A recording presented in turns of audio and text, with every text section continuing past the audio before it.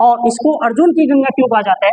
तो देखिए कुछ ऐसी दंत कथा और प्रचलित तो कहानियां हैं, और वो प्रचलित कहानियां ये है, ये महाभारत की बात है, कहानी की बात है।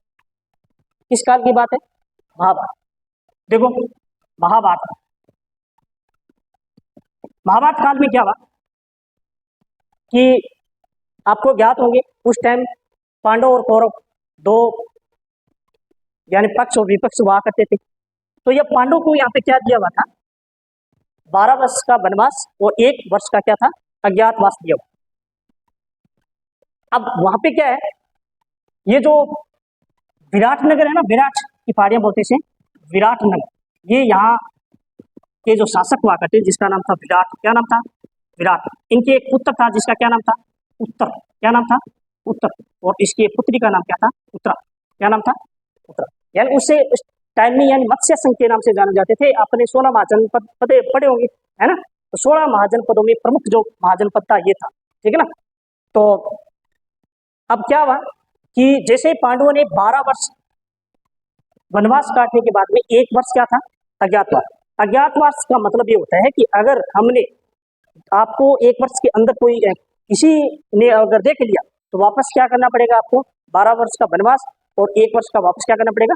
अज्ञातवास। आपको जंगल में जाना पड़ेगा, ठीक है? और आपको ज्ञात होगा कि ये जो जुए के खेल में हार कर, ठीक है ना, आए हुए थे, ठीक है ना, ये अपना वनवास काट रहे थे और अज्ञातवास। अब अज्ञातवास का जो टाइम हुआ ना, उस टाइम क्या करते हैं, ये इस नगरी के आसपास तो 500 पांडव और एक द्रौपदी थी, उन्होंने प्लान बनाया कि अपन क्या करेंगे, अज्ञातवास में अगर एक साथ रहेंगे तो अपन क्या करेंगे, पहचाने जाएंगे, तो पहचाने जाएंगे तो वापस क्या कर देंगे, और क्या कर देंगे, 12 वर्ष का वनवास और 1 वर्ष का क्या दे देंगे, अज्ञातवास। तो इससे ठीक है कि अपन क्या कर लें, एक एक बंदे यानी एक एक सभी अपन क्या कर लें, इस विराट नगर में नौकरी करेंगे अपन, ठीक है ना? अपन सारा जो हुबिया है या कह सकते हैं हमारा जो कहने का अर्थ है वेशभूषा वो चेंज कर लेंगे, अपन नाम भी चेंज कर लेंगे ताकि किसी को पता न चले। तो हुआ क्या, सभी ने अपने कपड़े चेंज किए, अपना अलग अलग नाम रखा और एक एक जन करके यानी अपने इस विराट नगर में आते हैं। सबसे पहले युधिष्ठिर होते हैं, युधिष्ठिर क्या करते हैं, अपना नाम कंक रखते हैं, और कंक क्या करते हैं, विराट जो राजा था ना, उस विराट राजा के क्रीड़ा क्षेत्र में सहयोग करते थे, वहां पे ये अपन को नौकरी मिल जाती है, ठीक है ना? और फिर यहाँ पे अर्जुन जाते हैं और अर्जुन अपना नाम ब्रहलेला रखते हैं। क्या रखते हैं भाई? ब्रहलेला। क्यों? यानी किसी को पता नहीं है, और ब्रहलेला मतलब ये ऐसे बन के जाता है, थर्ड जेंडर बन के जाता है। थर्ड जेंडर मतलब समझ रहे हैं ना, नहीं स्त्री ना पुरुष, ठीक है ना?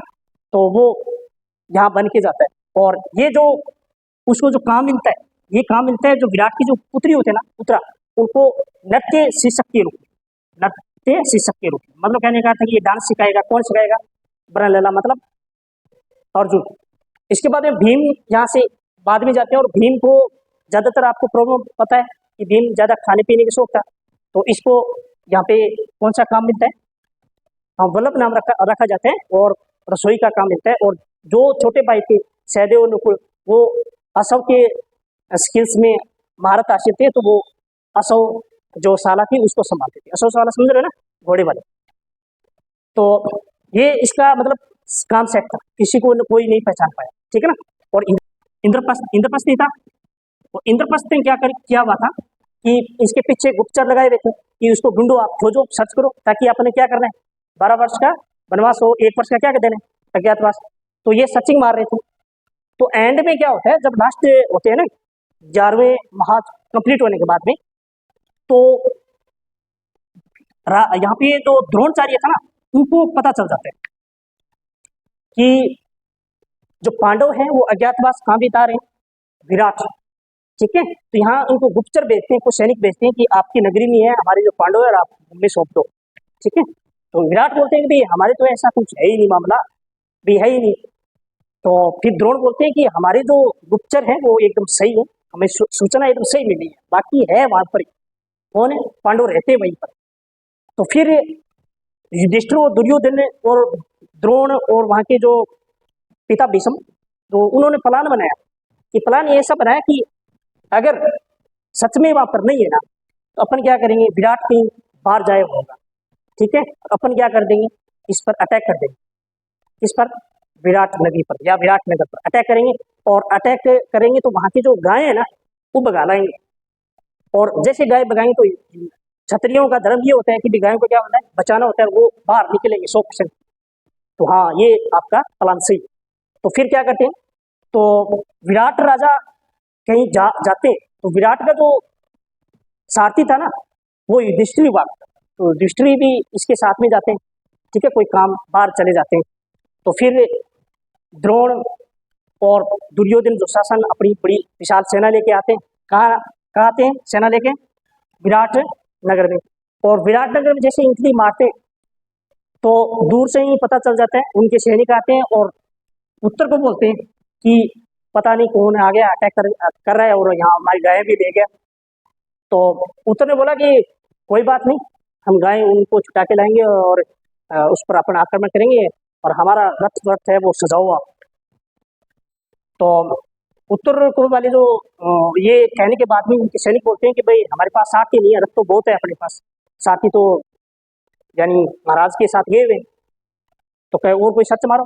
तो वहाँ पे जो द्रौपदी होती है, द्रौपदी भी वहाँ पे शैलेंद्री नाम से जो एक दासी के रूप में काम करती थी, वहाँ पे केस वगैरह सजाती थी रानी का।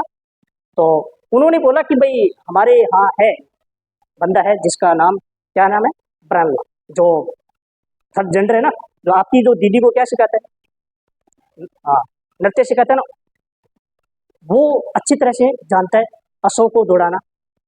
और साथी का पहले इसका काम ही यही था, बाद में तो अब तो उसने ये काम नर्तिका का काम कर रखा है, लेकिन पहले यही काम करता था। तो फिर क्या हुआ, उत्तर ने ये इसे मजाक समझा था कि ये क्या काम करेगा, ये तो नृत्य, पैरों में घुंघरू है इनके, ये नृत्य करता है, तो वहाँ पे तो युद्ध स्थल है, ठीक है ना, वो कैसे संभाले।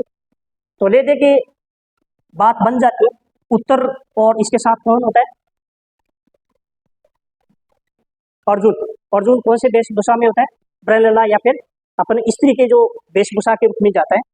तो जाने के बाद में यहाँ एक वटवृक्ष होता है, कौन सा, वटवृक्ष। तो वटवृक्ष पर क्या होता था कि ये जब अज्ञातवास बिता रहे होते हैं ना, तो उस टाइम इस वटवृक्ष के ऊपर अपने जो अस्त्र शस्त्र थे ना, वो यहाँ पे उसको सूख के जाते वटवृक्ष को, कि हम 1 वर्ष के बाद में वापस आएंगे तो हम अपन क्या करेंगे, वापस ले लेंगे। और जैसे ही वापस लेंगे पूरी विधि विधान के अकॉर्डिंग अपन वापस लेंगे, गंगा स्नान करेंगे, क्योंकि शस्त्र पूजा होती है, सभी को पता है, राजपूत जो होते हैं ना वो शस्त्र पूजा भी करते हैं। तो ये यहाँ पे जाते हैं, वचन देके जाते हैं कि आप हमारी जो शस्त्र है उनकी रक्षा करें।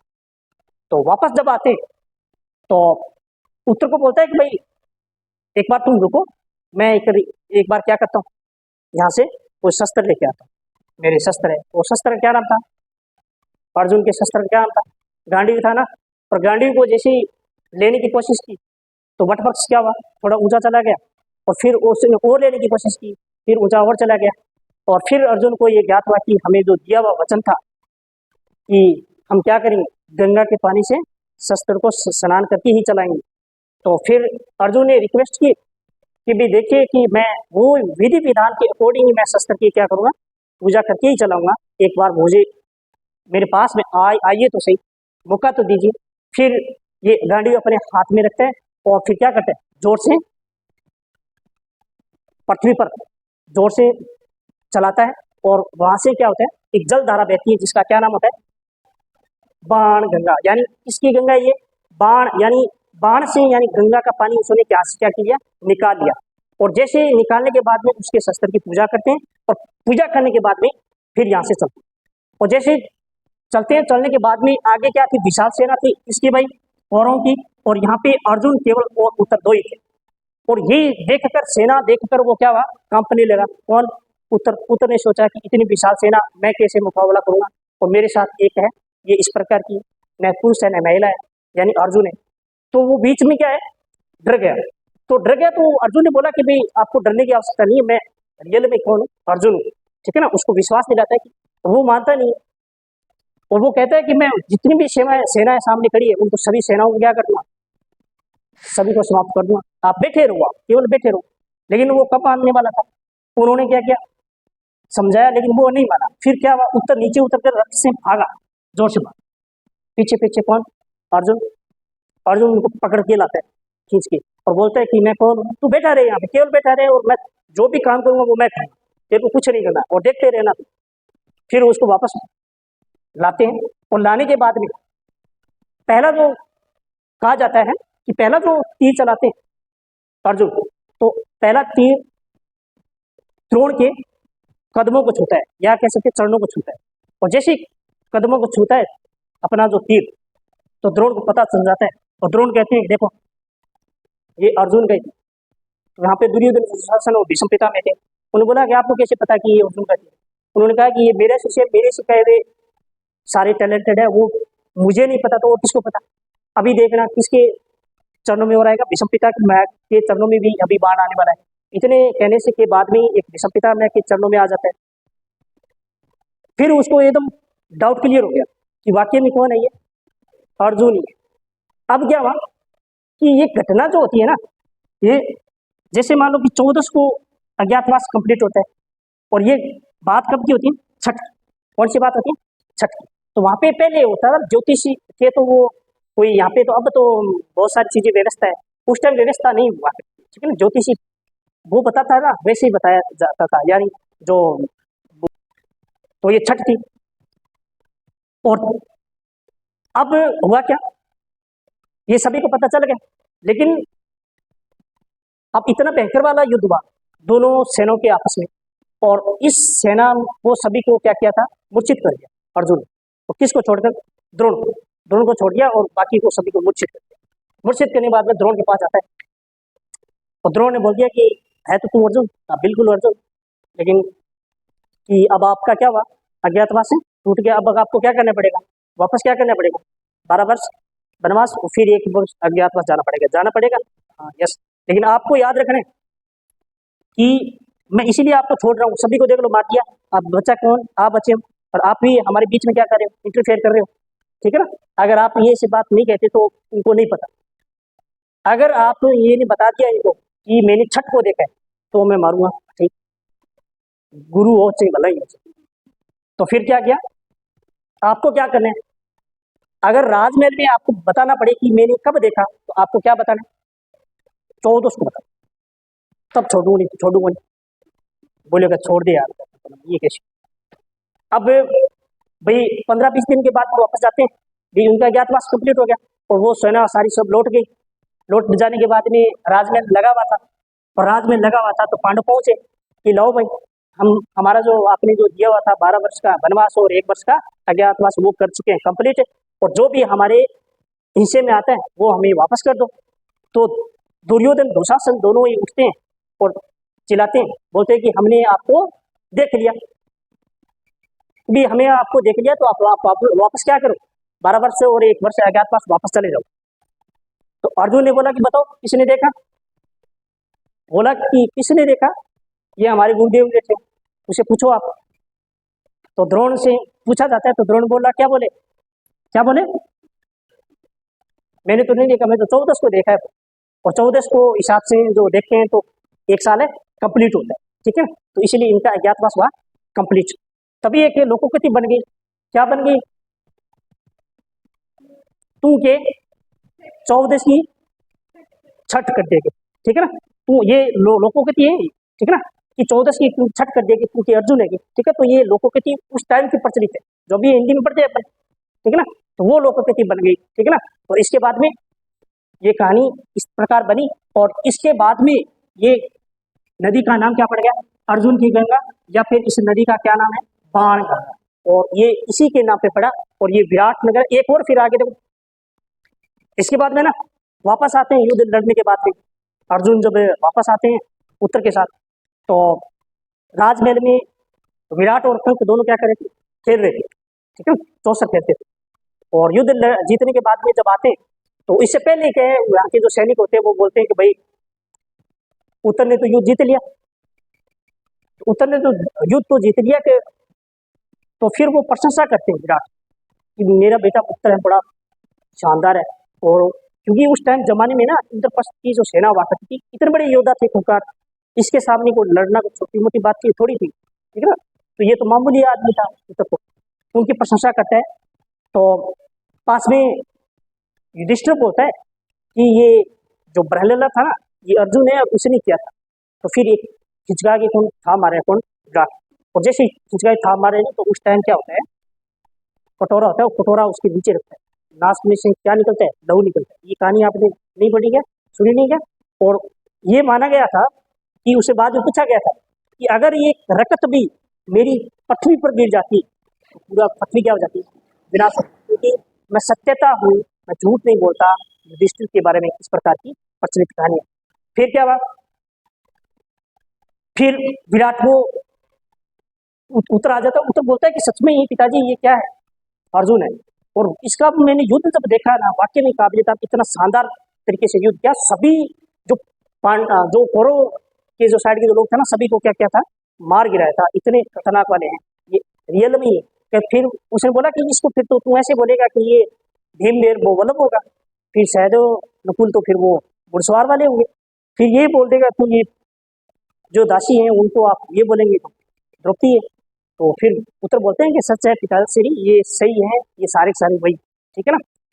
तो फिर विराट राजा गिल्टी फील करते हैं और बोलते हैं कि मैं मेरी जो पुत्री है उत्तरा, मैं इसके आपके साथ शादी करूँ। तो फिर जो बोलते हैं अर्जुन कि मेरा एक पुत्र है जिसका क्या नाम है, अभिमन्यु। अभिमन्यु, इसके साथ इनकी फिर शादी होती है, ठीक है ना, अभिमन्यु के साथ उत्तरा की। और अभिमन्यु आपने देखा 16 वर्ष की आयु में और सबसे महान योद्धा माना जाता है। और सभी लोगों ने इसको क्या किया था, घेर कर, यानी चक्रव्यूह सुना है क्या भैया कभी, चक्रव्यूह में घेर कर उनको मारा था। तो वो अभिमन्यु है। और अभिमन्यु का लास्ट जो बच्चा हुआ था शासक था, जिसका नाम प्रीडिक्स था, ठीक है ना, प्रिक्स। तो ये वाला शासक था, ठीक है। तो ये आगे लिखो, बाणगंगा, ठीक है ना, लिखो जयपुर शहर को जला दो, जयपुर शहर को। चलो एक बार वापस पढ़ो, बताओ बाणगंगा नदी का उद्गम विराट की पहाड़ी कहाँ पे, कोटपुत्र में। इसका प्रवाह क्षेत्र कहाँ से कहाँ तक, बाणगंगा क्यों कहा जाते हैं कि अर्जुन के बाण से इसका क्या हुआ, उत्पत्ति मानी जाती है। अर्जुन के बाण से इसकी उत्पत्ति मानी जाती है, इसलिए इसे क्या कहा जाता है, बाणगंगा। और अर्जुन की गंगा, क्योंकि अर्जुन ने क्या किया था, यहाँ से गंगा निकाली थी, गंगा की जलधारा निकाली थी, इसलिए इसे क्या कहा जाता है, अर्जुन की गंगा। और रूड़ित नदी क्यों कहा जाता है, क्योंकि इसकी जो 2012 में घोषित किया था, क्योंकि अब ये डेड नदी है, या आप कह सकते हैं अब ये क्या है, आंतरिक प्रवाह की नदी में शामिल हो चुकी है, ठीक है ना। और आप आपसे पूछ रहे कि इस नदी पर विकसित सभ्यता कौन सी, विराट सभ्यता।